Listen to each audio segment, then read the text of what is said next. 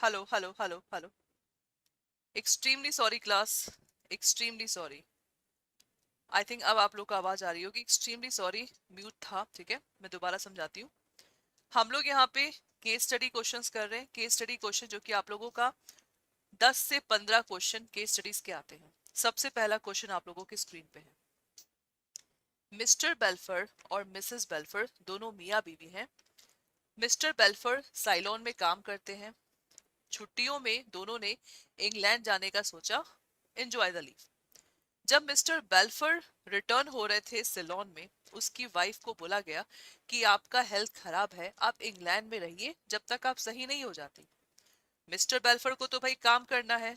Mister बेल्फर को काम करना है तो वो चले गए अपनी जगह पे काम करने। उन्होंने बोला कि मैं तुम्हें 930 पर मंथ दूंगा मेंटेनेंस। कुछ समय तक दिया। बाद में दोनों सेपरेट हुए, उन्होंने देना बंद कर दिया। अब उनकी वाइफ ने क्या किया क्लास? वाइफ ने केस फाइल किया हस्बैंड पे। तो आपको बताना है ये जो केस फाइल किया है, क्या ये सही है, गलत है, वैलिड है? What you have to give me the reply. बताओ क्लास, बताइए। What is this? आपको ना कॉन्सेप्ट पकड़ना है और कॉन्सेप्ट मुझे यहाँ पे आपको बताना है। बताओ concept, you have to tell.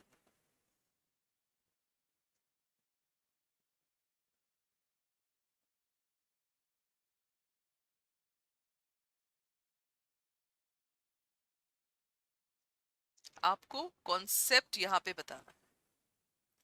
Ma'am reason क्या है? Bindu ma'am, what is the reason behind it?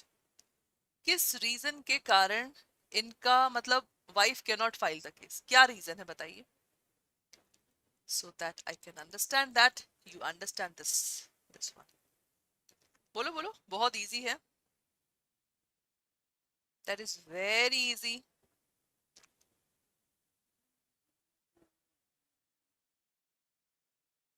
बोलो बोलो बोलो। एक टॉपिक था मैम, जैसे मैं आपको बता देती हूँ। That is legal relationship. क्या बोला मैंने? Legal relationship. जैसे मियाँ बीबी के बीच भाई प्रोमिसेस होते हैं, तो उनमें लीगल रिलेशनशिप नहीं होता। तो लीगल रिलेशनशिप ना होने के वजह से, राइट, इस रिलेशनशिप के ना होने के वजह से ये जो कॉन्ट्रैक्ट है, ये आप लोगों का कॉन्ट्रैक्ट में कन्वर्ट नहीं होगा। ये एक सोशल एग्रीमेंट है जो भाई मियाँ बीबी के बीच होता रहता है। Exactly. So this is the social matter. भाई हस्बैंड वादा करता है, वादा नहीं होता। समझ में आ गया? So in that case the legal relationship is missing, that's why wife can not file the case. तो अगर आप लोग का ऐसा ऑप्शन में आएगा, आपको टिक मार्क करना है। तो यहाँ तो मैं आपको सिंपली बता रही हूँ, अगर क्वेश्चन में आएगा आपको यहाँ पे देखना है। ठीक है मैम, बढ़िया। चलो नेक्स्ट क्वेश्चन करते हैं। The cases of Carlill versus carbolic smoke ball company, illustration of a contract arising out of the journal offer, right? As per fact, the company ने एक एडवर्टीजमेंट इशू किया। अपना एक स्मोक बॉल कोई दवा था, तो कंपनी ने दवा के बारे में एडवर्टीजमेंट बोला कि जो इस दवा को खाएगा उसको कभी इन्फ्लुएंजा नहीं होगा। और उसने ये भी एडवर्टीजमेंट में बोला कि मैं उस पर्सन को 1000 रुपए दूंगा जिसको इस दवा खाने से इन्फ्लुएंजा हो गया। एडवर्टीजमेंट में ये भी लिखा था कि भाई कंपनी ने $1000 बैंक में डिपॉजिट किया है। एक लेडी भाई, भाई जर्नल ऑफर था सबके लिए। लेडी ने क्या किया? उस दवा को परचेज किया, खाया, लेकिन उसको इन्फ्लुएंजा हो गया। जब गई कंपनसेशन मांगने, ठीक है, जब गई कंपनसेशन मांगने, तो दुकानदार ने बोला गेट लॉस। तो दुकानदार ने बोला गेट लॉस। बताइए, क्या कंपनी पैसे देगी कि नहीं देगी? बताइए class. That is very good question. जल्दी बता दो।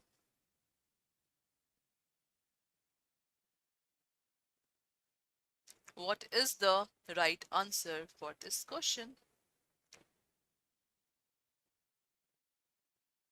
बोलो बोलो बोलो। That is very good question.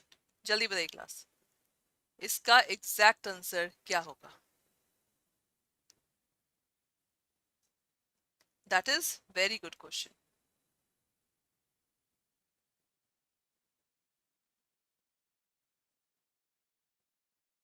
हाँ जी क्लास, जल्दी बताइए, what will be the right answer for this question? बहुत इजी है, and that is important also. Easy है and that is important also.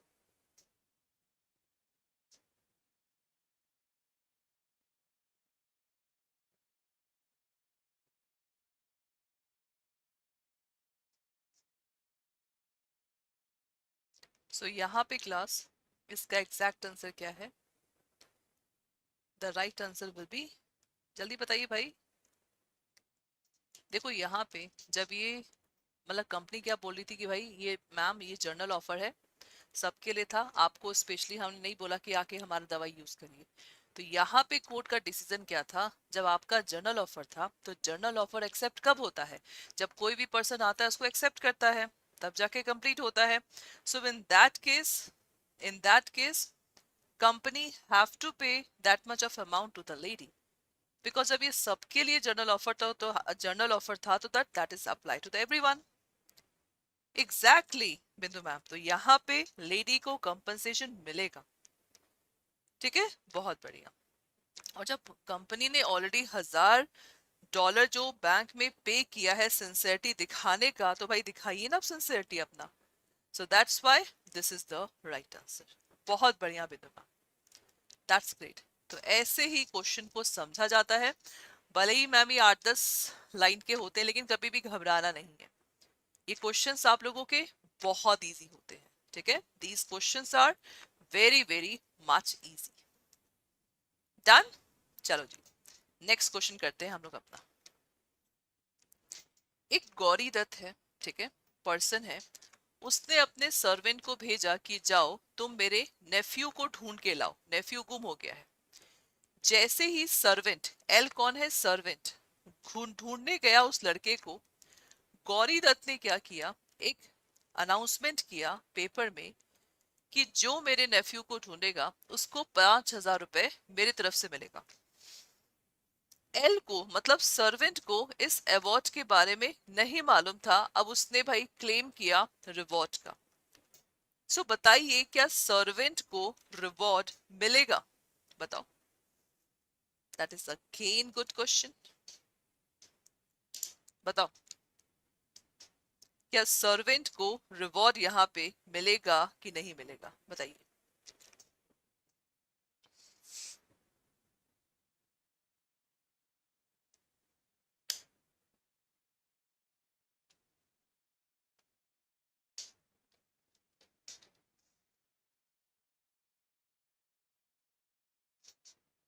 बोलो बोलो बोलो, क्या सर्वेंट को 5000 का रिवॉर्ड मिलेगा?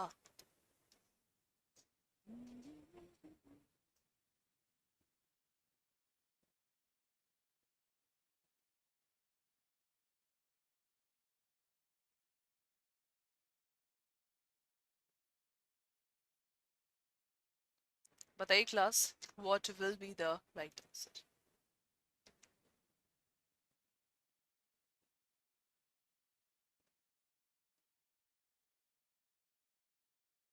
सोच समझ के बताइएगा, क्या वो रिवॉर्ड का हकदार है कि नहीं।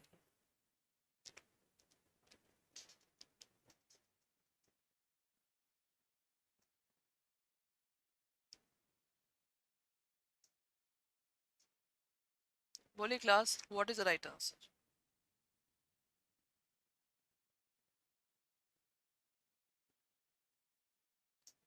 What is the right answer for this question?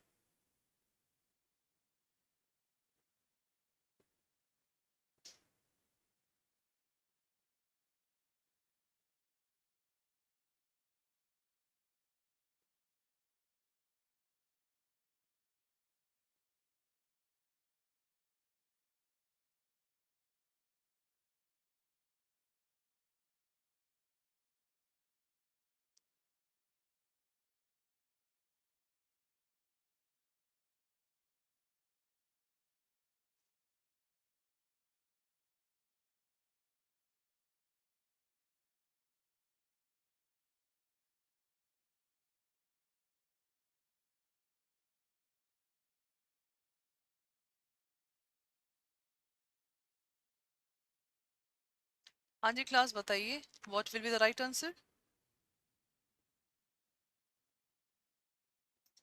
अच्छा जी, मैम ने कहा है मिलेगा, पहले कॉन्ट्रैक्ट था बाद में पिज्जा वाला एग्जाम्पल। मैम पिज्जा वाले एग्जाम्पल में मैम उसने पिज्जा खा लिया, राइट, तो उसको पैसे देने ही देने हैं। लेकिन यहाँ पे मैम देखिए, जो गौरी दत्त ने मैम जो हमारा ऑफर बोला था, तो ये जो ऑफर था ये कम्युनिकेट क्या सर्वेंट को हुआ था? तो मैम ये कम्युनिकेट सर्वेंट को नहीं हुआ था।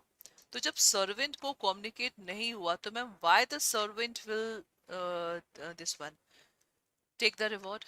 तो कम्युनिकेशन नहीं हुआ, जिसको कम्युनिकेशन होता वो मांगने का हकदार है ना। तो जब सर्वेंट को मालूम ही नहीं है तो वो रिवॉर्ड नहीं क्लेम करेगा।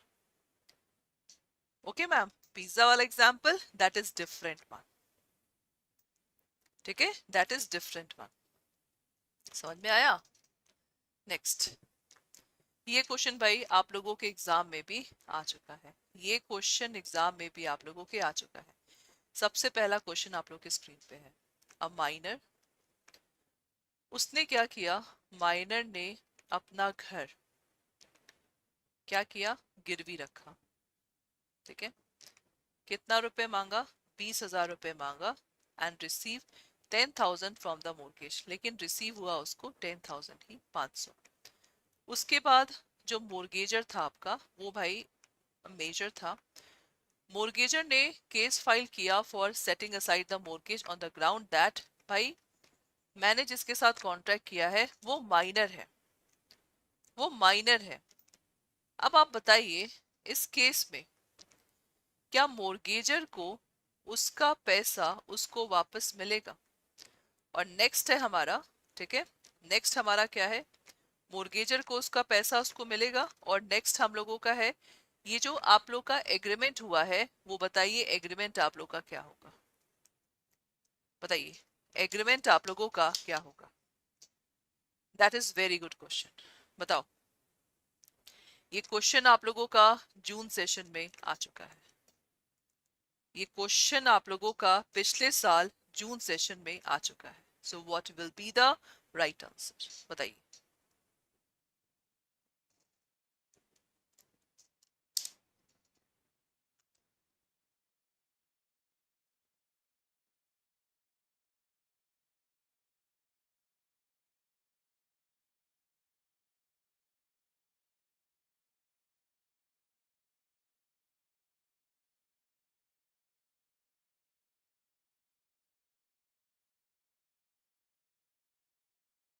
बताओ class, what will be the right answer?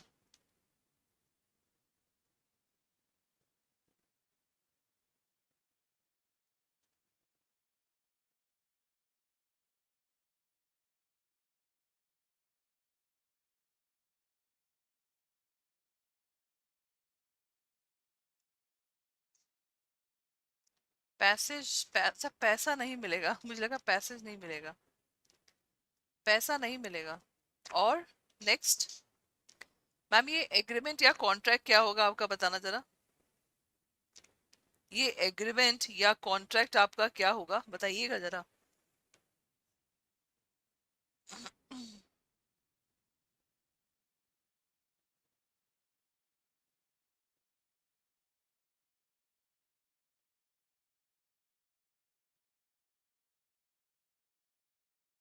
सो यहाँ पे sir and ma'am the right answer will B excellent बिंदु मैम, कीप इट अप। यहाँ पे जो हमारा एग्रीमेंट होगा दैट इज वॉइड एब initio, great ma'am, this is right answer, बहुत बढ़िया। ये क्वेश्चन आप लोगों में आ चुका है, ठीक है। नेक्स्ट देखो क्लास, मैम एक ओल्ड लेडी है, सपोज ये लेडी है, लेडी का प्रॉपर्टी है, ठीक है, she is a old lady, इसका प्रॉपर्टी है। इस प्रॉपर्टी से ना 1,000 रुपए मान लीजिए, 1,000 रुपए जाते हैं इसकी बहन को, सी को। अब ये ओल्ड लेडी मरने के कगार में है और ये 1,000 रुपए कब तक जाने हैं, 1 साल तक मान लीजिए 1,000 रुपए सी को जाने हैं। अब इस ओल्ड लेडी ने इस प्रॉपर्टी को अपने बेटी को गिफ्ट कर दिया। तो जब बेटी को गिफ्ट किया है तो ये तो अंडरस्टूड है ना कि जो इस प्रॉपर्टी का लायबिलिटी होगा अब किसके हाथ में आ जाएगा, डॉटर के हाथ में। अब क्या हुआ, ये हमारी ओल्ड लेडी मर गई और अभी 5 मंथ का और रुपए देना बाकी था इसको, सी को।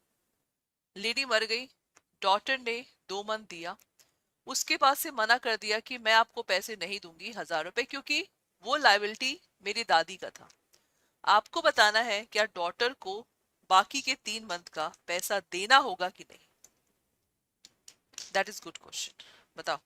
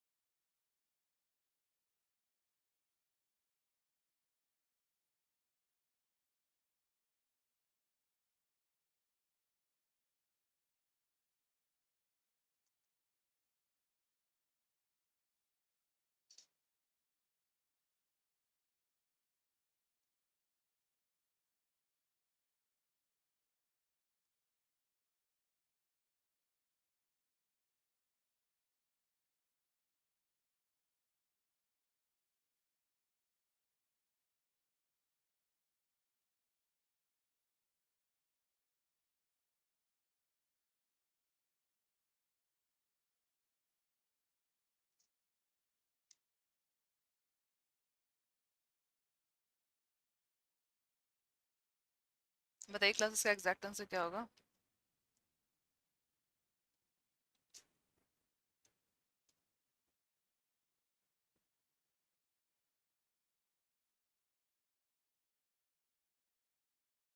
So class, the right answer will be in that case, बताइए, पैसा डॉटर को देना होगा। The answer is yes, yes yes yes. भले ही डॉटर को सी से कोई कंसिडरेशन नहीं मिल रहा है, लेकिन अगर आपने प्रॉपर्टी लिया है, एज अ गिफ्ट ही क्यों नहीं लिया है, तो आपको लायबिलिटी भी लेना पड़ेगा। मैम क्वेश्चन बहुत सिंपल है, देखो मैम, आपको डायग्राम दिख रहा है ना क्वेश्चन का। मैम क्वेश्चन है, जैसे ये ओल्ड लेडी है मैम, मान लो ये जमीन है, इस जमीन का, ठीक है, ये जमीन, इस जमीन से ना 1000 रुपए पर मंथ वो अपनी बहन को देती, क्योंकि इनकी लायबिलिटी है अपने बहन के प्रति, ठीक है। अब ये जमीन मैम डॉटर को बेच दिया, तो मैम डॉटर को बेच दिया और ये ओल्ड लेडी मर गई। अभी इस जमीन में से 5 मंथ और 1000 रुपए सी को देना है, मतलब लाइबिलिटी जो ए के पास था। तो जब गिफ्ट को ट्रांसफर किया तो क्या लाइबिलिटी ट्रांसफर नहीं होगा। The answer is yes, liability हमारा ट्रांसफर होगा। समझ में आ गया। तो यहाँ पे मैम जब ओल्ड लेडी ने जमीन दिया है डॉटर को, तो लाइबिलिटी भी आप लोग का ट्रांसफर होगा। तो डॉटर को 5 मंथ पूरा 1000 रुपए सी को देना पड़ेगा, क्योंकि डॉटर ने मना कर दिया कि भाई मुझे क्या मिल रहा है, मुझे सी से कोई कंसिडरेशन नहीं मिल रहा, तो ये कॉन्ट्रैक्ट एग्जिस्ट नहीं करता। लेकिन ऐसा बिल्कुल नहीं है। If you are accepting the benefit, you have to accept the loss also. समझे ma'am. That is the right answer. चलो, X invited Y as his business partner for X sister marriage. अच्छा, उसने बुलाया शादी में, अपनी बहन की शादी में। Y accepted the invitation in this ground that X books a table, मतलब उसने होटल बुक कर दिया, लेकिन जिसको इनवाइट किया था वो आया ही नहीं। तो क्या ये केस फाइल करेगा उस पे। जिसको इनवाइट किया था वो बंदा आया ही नहीं और मैंने उसके लिए होटल बुक किया था, क्या मैं केस फाइल करूंगी उस पे।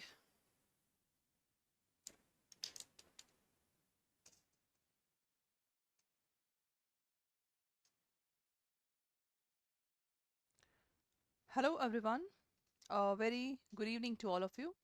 Welcome to the Officer Adda 24/7, the special session of your BRBL subject in the bilingual language. So, जो भी यहाँ पे कैंडिडेट्स हैं, सबसे पहले बता दीजिए मेरी आवाज़ आप तक पहुँच रही है। Give me a quick reply. so that we can just start our session. जल्दी बताइए, मेरी आवाज आप सब तक पहुंच रही है? आज से हम लोगों के सेशन का एक नया सीरीज यहाँ पे शुरू हो रहा है। जैसा कि आप देख सकते हैं, that is your Jeet batch का सीरीज है, CIB जून exam 2024।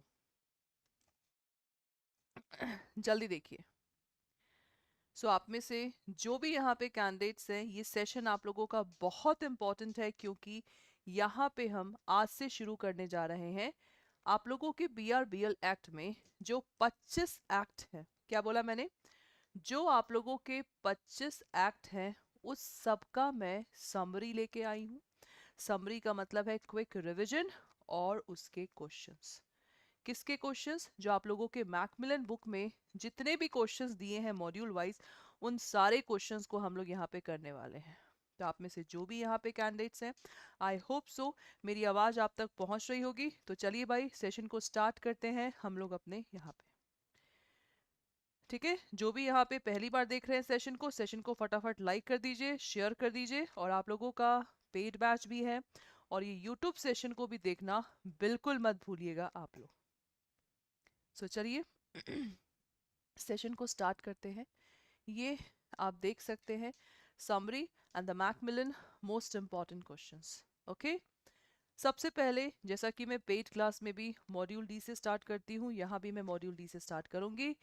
Indian contract act 1872। Contract की अगर मैं बात करूँ, basically the contract is divided into the two part, right? The first part is general principle of contract and the second part is special principle of contract. जो general principle of contract है 1 to 75 section तक है, और special principal of contract 124 से लेकर 238 है। अब question rise होता है कि 76 से लेकर 123 सेक्शन कहा गया, तो ये हमारे इंडियन कॉन्ट्रैक्ट से रिमूव हो गया है, और आप लोगों का सोगा एक्ट बन गया है 1930 में। और 238 से लेकर आप लोगों का 266 सेक्शन भी हट गया है, जो कि आप लोगों का इंडियन पार्टनरशिप एक्ट बन गया है 1932। तो ये दोनों एक्ट आप लोगों के रिमूव हो गए हैं, आप लोगों के सिलेबस का पार्ट भी है। Is that okay? ठीक है, तो आप में से जो भी यहाँ पे कैंडिडेट्स हैं, इन सेशन को आप देख सकते हैं। तो अगर मैं बात करूँ जनरल प्रिंसिपल ऑफ कॉन्ट्रैक्ट का, राइट, और स्पेशल प्रिंसिपल ऑफ कॉन्ट्रैक्ट, तो देखिए क्लास, स्पेशल में तो हम लोगों को 5 टर्म्स पढ़ने हैं। सबसे पहला आप लोगों का है इंडेमनिटी, सेकंड है आप लोगों का guarantee, indemnity, guarantee, then bailment, फिर आप लोगों का है प्लेज, देन एजेंसी। तो ये 5 कॉन्सेप्ट हैं जो कि आप लोगों का इंडियन कॉन्ट्रैक्ट एक्ट का स्पेशल प्रिंसिपल ऑफ कॉन्ट्रैक्ट का पार्ट है। Is that okay? और उसके बाद जनरल प्रिंसिपल ऑफ कॉन्ट्रैक्ट में एक फॉर्मूला है जो आपको याद करना है। वो फॉर्मूला क्या है? देखिए, कॉन्ट्रैक्ट में बेसिकली एक पर्सन ऑफर करता है, ऑफर को एक्सेप्ट किया जाता है, तो offer plus accept is equal to what? Is equal to agreement. और इसी एग्रीमेंट में जब आप लोगों का लॉ इन्फोर्स होगा, दिस इज कॉल्ड कॉन्ट्रैक्ट। तो ये आप लोगों का कॉन्ट्रैक्ट का क्या है? फॉर्मूला है। ध्यान से देखिए, इसी फॉर्मूले के अनुसार हम लोगों को जनरल प्रिंसिपल ऑफ कॉन्ट्रैक्ट के कॉन्सेप्ट को हम लोग यहाँ पे पढ़ते हैं। ठीक है, so this is very important and I hope so आप लोगों को ये टर्म समझ में आ गया होगा। कोई डाउट किसी को यहाँ पे?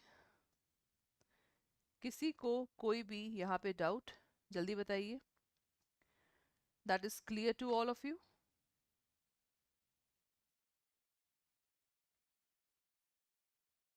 ओके, तो चलिए अब हम स्टार्ट करते हैं आप लोग अपना सेशन। सबसे पहला इंडियन कॉन्ट्रैक्ट में जनरल प्रिंसिपल का समरी। देखो, ये समरी मैं आपको पेड क्लास में भी देती हूँ, लेकिन रखा की रखा रह जाता है, इसीलिए उसको पढ़ने के लिए यहाँ पे मैं आपको समझा रही हूँ। कॉन्ट्रैक्ट का मतलब क्या है? Agreement enforceable by law. तो जो मैंने आप लोग को यहाँ पे बताया है, agreement enforceable by law is equal to contract. तो एग्रीमेंट उन्होंने पूरा नहीं लिखा है, तो एग्रीमेंट बोले तो ऑफर प्लस एक्सेप्टेंस। और लॉ इनफोर्सिबिलिटी का मतलब क्या होता है? लॉ इनफोर्सिबिलिटी का मतलब होता है अपने राइट को इन्फोर्स करना, अपने राइट को इन्फोर्स करना, that is called what? This is called law enforceability. ठीक है, चलिए, तो कॉन्ट्रैक्ट का मतलब आ गया। चलो जी, there must be lawful proposal by one party and other party must accept the proposal to enter into the contract।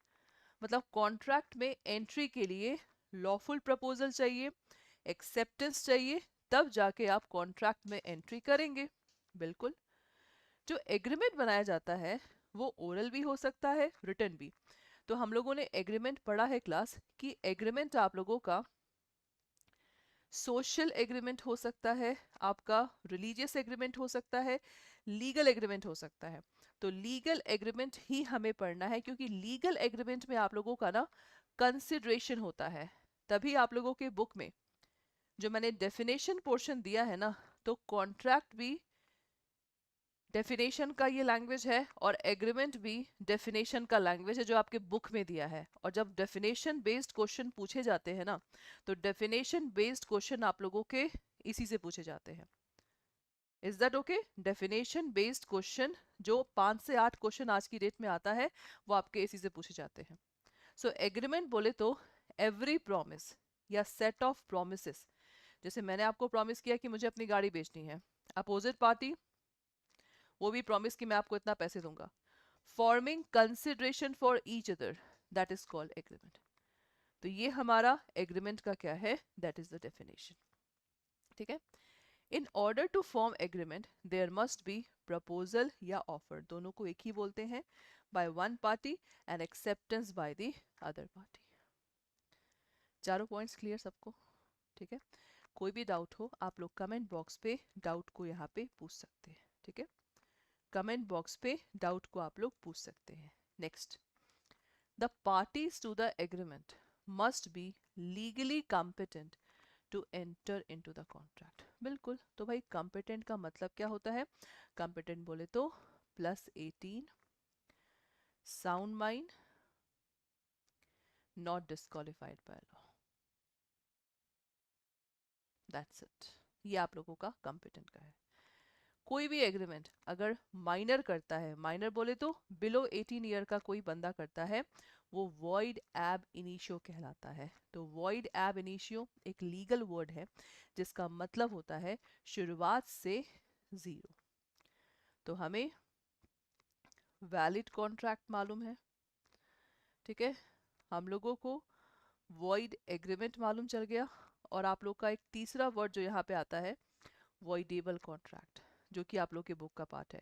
तो वॉइडेबल कॉन्ट्रैक्ट का मतलब क्या होता है? जब हमारा कॉन्ट्रैक्ट फ्री कंसर्न से नहीं होता, जब कोई पार्टी कोर्जियन करता है, मतलब डराता धमकाता है, जब कोई पार्टी अनड्यू इन्फ्लुएंस करता है, जब कोई पार्टी मिस रिप्रेजेंटेशन करता है, फ्रॉड करता है, तो इन चारों के द्वारा, मान लीजिए ए ने फ्रॉड किया बी के साथ, तो एक पार्टी के पास राइट होता है कॉन्ट्रैक्ट को तोड़ने का। This is called voidable contract. तो आप लोगों के सिलेबस में ये तीनों वर्ड हैं जो गिवन है। और वैलिड कॉन्ट्रैक्ट में ये भी ज़रूरी है कि आपका इंटेंशन हो कि आप लीगल रिलेशनशिप क्रिएट करेंगे आपस में। अगर लीगल रिलेशनशिप नहीं है तो ये आप लोग का कॉन्ट्रैक्ट में कन्वर्ट नहीं हो सकता है। Is that clear? तो चलिए करते हैं question. A dash is said to be free when the party to the contract agree to the same thing in the same sense। बताइए, what will be the right answer for this question? बताओ class, इसका exact answer बताइए क्या होगा? What is the right answer? तो भाई जब हमारा फ्री कंसर्न होता है, राइट, तब जाके हम बोल सकते हैं same thing in the same sense. जैसे मुझे रेड गाड़ी बेचनी है, अपोजिट पार्टी को भी रेड गाड़ी लेनी है, that's it. A contract without dash is void, मतलब कॉन्ट्रैक्ट में क्या चीज नहीं रहेगा कॉन्ट्रैक्ट हमारा वॉइड कहलाएगा? कैश, कंसिडरेशन, इंडेमनिटी या गारंटी? बताइए, what is the right answer? Questions बहुत इंपॉर्टेंट है, आपसे रिक्वेस्ट है क्वेश्चंस को बताइए। सेशन को लाइक करिए जो भी यहाँ पे कैंडिडेट्स हैं।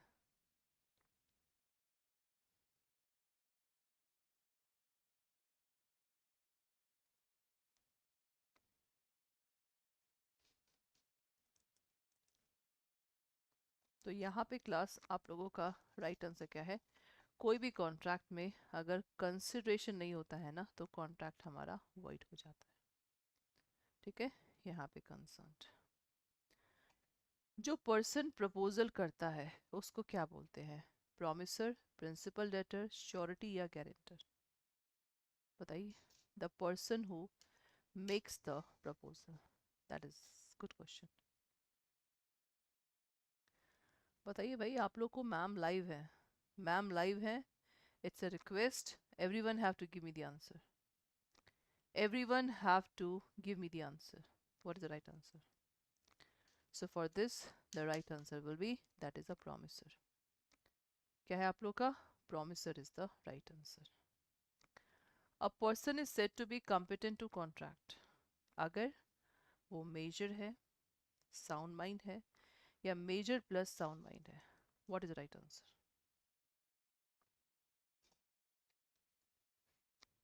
जो भी यहाँ पे कैंडिडेट्स हैं, नए हैं, मैं आपको बता दूं कि आप लोगों का जो यहाँ पे सेशन चल रहा है आज से, that session is basically summary और BRBL बुक जो मैकमिलन की है उसके क्वेश्चंस हम लोग कर रहे हैं। तो यहाँ पे class the right answer is major भी होना चाहिए और आप लोगों का साउंड माइंड भी होना चाहिए, दोनों होना चाहिए, तब जाके कॉम्पिटेंट टू कॉन्ट्रैक्ट कहते हैं। नेक्स्ट, ए ने एंटर किया एग्रीमेंट विद बी, एग्रीमेंट दोनों ने किया, सी को रॉब करो और मनी को शेयर करो। बी ने क्या किया? बात मान ली, लेकिन बी रॉबरी के बाद बी सी को लूट के भाग गया सारा पैसा लेके। अब ए ने क्या किया? केस फाइल किया बी के अगेंस्ट में टू रिकवर द मनी। तो बताओ, is that possible? Is that possible class? Tell मी।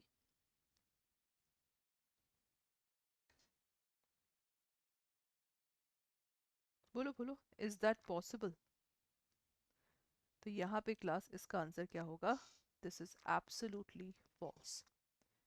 ऐसा क्यों? क्योंकि ये जो आपने एग्रीमेंट किया है ये इलीगल है, और इलीगल भी शुरुआत से क्या होता है? वॉइड एग्रीमेंट होता है। एक्स 17 साल का एग्रीमेंट करता है 25 साल से to buy a car. Statement सही है कि गलत है? बताइए। हेलो नेहा मैम, बताइए class, what is the right answer?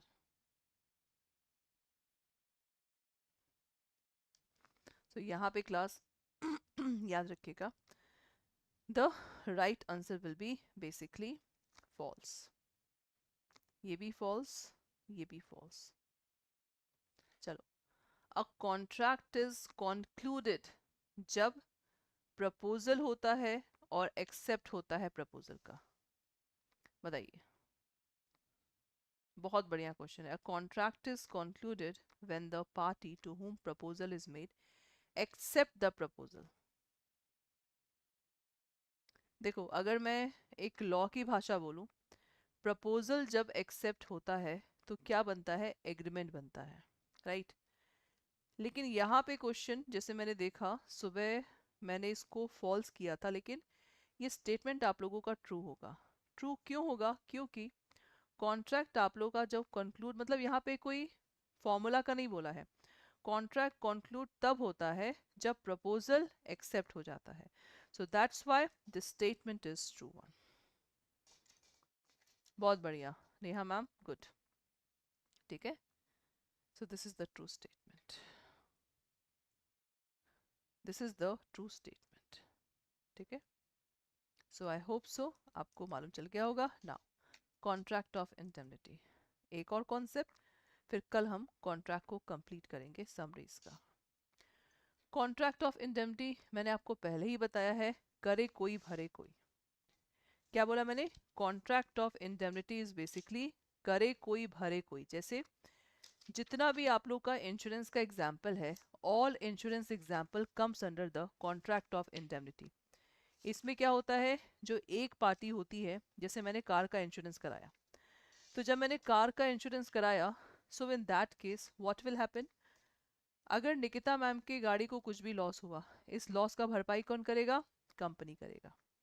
That is your indemnity. ठीक है, so contract of indemnity is entered into when the party apprehend a loss in particular contract and want itself to be covered from the loss it may incur.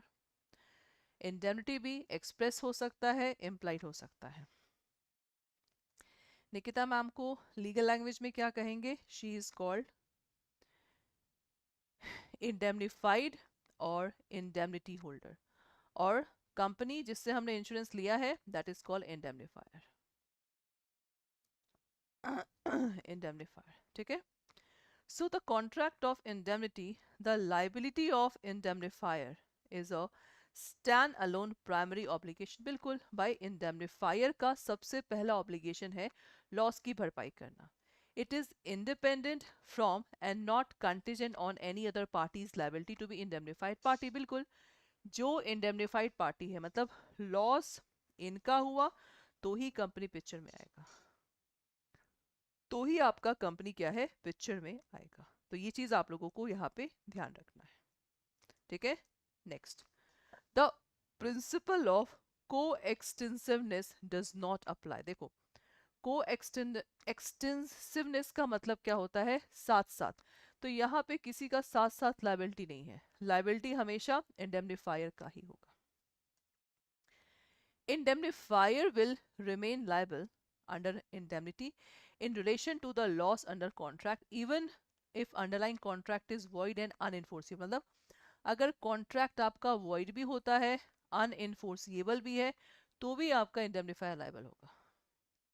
अब देखो, bank के point of view से indemnity, bank in order to isolate themselves from any adverse development and consequent loss at the later date obtain indemnity while issuing the duplicate demand draft, FDR, permitting operation current account and partnership. तो यहाँ पे आप लोग का indemnity का bank का relation यहाँ पे गिवन है. ठीक है, बैंक का रिलेशन आप लोगों का यहाँ पे गिवन है. चलिए, question, insurance policy are contract which are in nature of, मतलब जो इंश्योरेंस पॉलिसी होता है वो किस नेचर का होता है, बताइए. अभी हमने बताया इंश्योरेंस जितने भी हैं, इंडेमनिटी. याद रखिएगा, life insurance never, life insurance आप लोगों का कभी नहीं कॉन्ट्रैक्ट ऑफ इंडेमनिटी में आता है. कितने पार्टीज हैं? How many parties? So there are two parties, that is two. True, false. A person who is indemnified can recover damages as well as cost from the claiming the damages. बताइए. बिल्कुल, जो person indemnified है, मतलब जिसका loss हुआ है, damages भी मांग सकता है, कॉस्ट भी. That is true. Where notice has to be given to the indemnifier as per the terms of the indemnity, indemnity holder abide by is entitled to claim. Where notice has to be given to indemnifier as per the terms of indemnity, indemnity holder has to abide by it and entitled to claim. That is true. बिल्कुल भाई, indemnity holder ही तो claim करेगा. Contract of indemnity, promisee हमारा indemnifier होता है? नहीं, promisor होता है. So that is false. So I think this is all for today's session and I hope so you people like the session. तो ये होता है समरी और उसके क्वेश्चंस. तो आप लोगों ने इसको अच्छे से देखा, समझा. तो ये हमारा अपकमिंग बैच है जो कि आप देख सकते हैं, मतलब जो बैच ऑलरेडी चल रहा है. जीत एंड विक्ट्री बैच। तो अगर आपने अभी तक इनरोल नहीं किया है, सिंगल बैच में इनरोल कर सकते हैं by applying the coupon code Y391 for the maximum discount. Single batch में लाइव क्लासेस होती हैं, रिकॉर्डेड सेशन होता है लाइव क्लास का, मॉक पेपर होता है, ई बुक्स होती हैं, एट्सेट्रा। आप लोग चाहें तो इलेक्टिव, देखो इलेक्टिव पेपर सिंगल बैच में नहीं होता, तो इलेक्टिव के लिए आप लोग क्या करना है, वीडियो कोर्स अवेलेबल है हमारा इलेक्टिव सब्जेक्ट का, तो आप लोग बाइलिंगुअल या इंग्लिश मीडियम में ले सकते हैं elective paper. We have a mock paper, combined mock paper भी है, अलग अलग इलेक्टिव पेपर के मॉक पेपर भी हैं। तो मॉक पेपर के लिए आप लोगों को कूपन कोड यूज करना है Y716S। उसके बाद ई बुक भी आप लोगों का है Y716S, आप लोगों का बुक भी, आप लोग ई बुक भी अलग।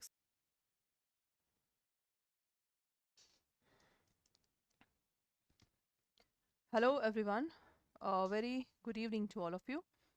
Welcome to the officer Adda channel of Adda 24/7। आप सबका बहुत बहुत स्वागत है।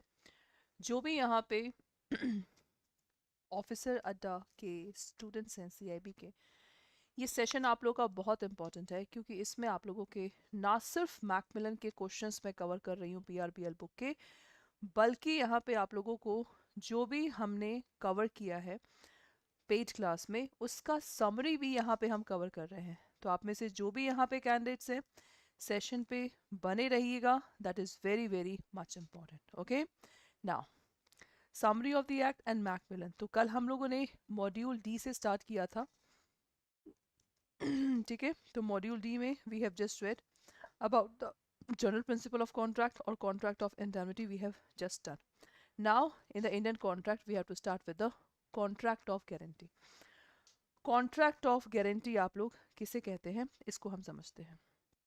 देखिए, तो यहाँ पे आप लोगों के 3 पर्सन होते हैं। The first name is principal debtor, second is creditor, ये आप लोग का होता है श्योरिटी।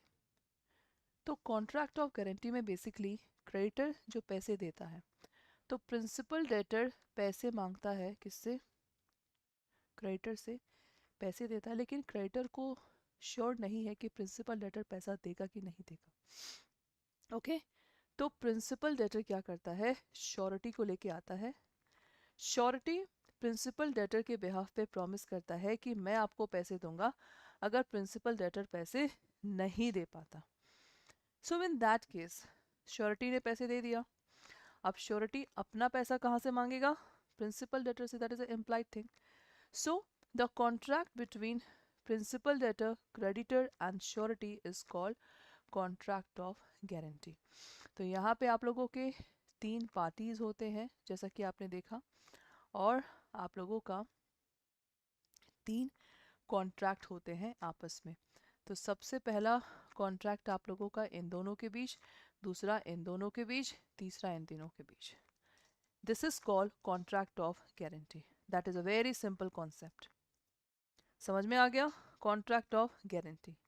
सो अब आप लोगों के समरी में क्या गिवन है, contract of guarantee is a contract to perform the promise और discharge the liability of third person in the case of default. तो यहाँ पे डिफॉल्ट किसका हो रहा है, प्रिंसिपल डेटर का डिफॉल्ट हो रहा है। So this is the right answer, contract of guarantee. ठीक है, the provision of contract act are also applicable to the guarantees given by the bank. Bank भी गारंटी देता है। तो जो बैंक आप लोग का गारंटी देता है, बेसिकली 3 टाइप से ये आप लोग के आते हैं, performance guarantee, financial guarantee, deferred payment guarantee. अब तीनों में आप लोगों का डिफरेंस क्या है, इसको हम डिस्कस करते हैं। ठीक है, तीनों में बेसिक आप लोगों का डिफरेंस क्या है। तो सबसे पहला आप लोग का है जैसे performance guarantee. Class just a minute.